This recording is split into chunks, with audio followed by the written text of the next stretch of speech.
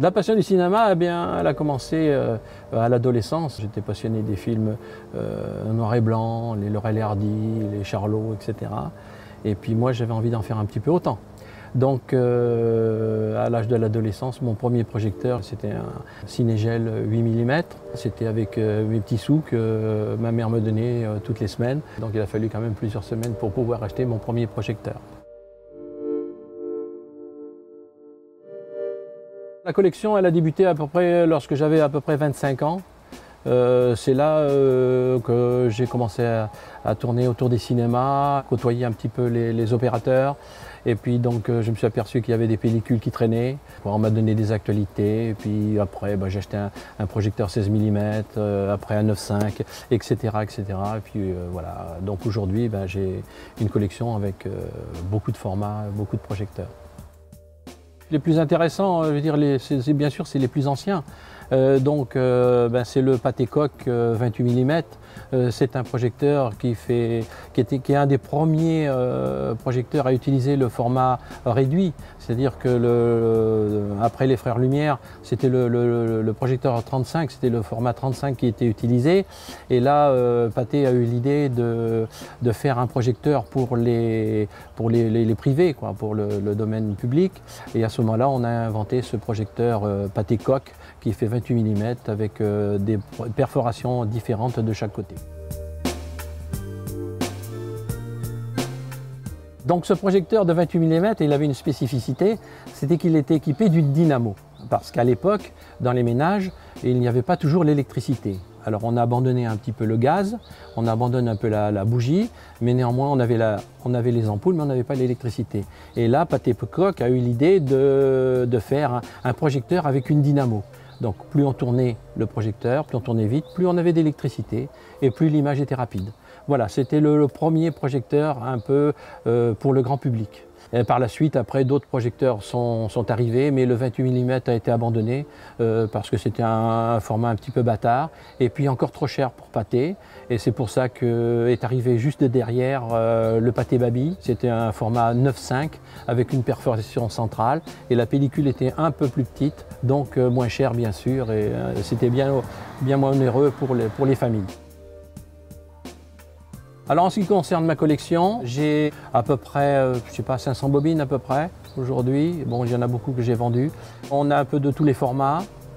Celle que j'aime le mieux, c'est le 16 mm parce que donc il est plus facile à manipuler, et moins lourd. Avec le 16 mm, j'ai des actualités. J'aime bien les actualités, surtout dans les années 50, 60, avec cette espèce d'ambiance un peu de flonflon. Ces commentaires un petit peu enjôleurs, un peu, on se croirait presque au cirque. Et puis le cinéma autrefois, c'était aussi un vrai spectacle. Lorsqu'on allait au cinéma autrefois, ça durait 3 heures. Il fallait savoir que dans la première partie, on avait donc une actualité, on avait un dessin animé ou un petit court-métrage, on avait les films de la prochaine fois, on avait la publicité, on avait l'entracte, avec l'ouvreuse bien sûr, c'est-à-dire qu'il y avait quelqu'un qui se produisait sur la scène, que ce soit un chanteur ou que ce soit un précipitateur ou quelqu'un qui raconte une histoire, mais il y avait toujours un petit quelque chose. Et après le film commençait, c'était le grand film, de 1h30 voire 2 heures. Donc on rentrait au cinéma à 15 h, puisque souvent de fois c'était plutôt le dimanche après-midi. On rentrait à 15 h et on sortait vers 18h30. Voilà. Donc c'était un vrai spectacle de familial. Ce qui me passionne le plus actuellement, c'est plutôt les pellicules régionales. C'est-à-dire il y a des gens dans les années 60 qui filmaient leur famille, mais qui filmaient aussi la vie de tous les jours. Et ça, c'est important aujourd'hui de voir un peu comment ça se passait à cette époque. Une autre pellicule que j'ai eue entre les mains pendant un certain temps, et c'est une pellicule très gaie, c'est La dernière exécution par guillotine devant la prison d'Angoulême. C'était en 1936. C'était un spectacle peut-être. Vu le nombre de personnes qu'il y avait autour, je pense qu'il y avait des gens qui étaient intéressés. C'était une pellicule qui était en 9.5. Elle est de 2 minutes, c'est pas très long. Bon, on s'est remarqué une exécution, c'est pas très long non plus. Maintenant, aujourd'hui, c'était un collectionneur qui avait ça, qui est décédé aujourd'hui. Mais elle est toujours là, elle existe là, elle est toujours... c'est spécial. Pour les bobines, bon, aujourd'hui on peut dire qu'on n'en trouve plus, pratiquement plus. Donc c'est plutôt des échanges entre collectionneurs, des achats, des ventes. Aujourd'hui ben, je vends, je n'ai pas d'enfants qui sont intéressés par la suite de la collection. Donc je préfère doucement peut-être un peu m'en séparer, quoi. Au départ, c'était surtout les cinémas qui étaient désaffectés. Et à ce moment-là, dans les cabines, on trouvait des bobines.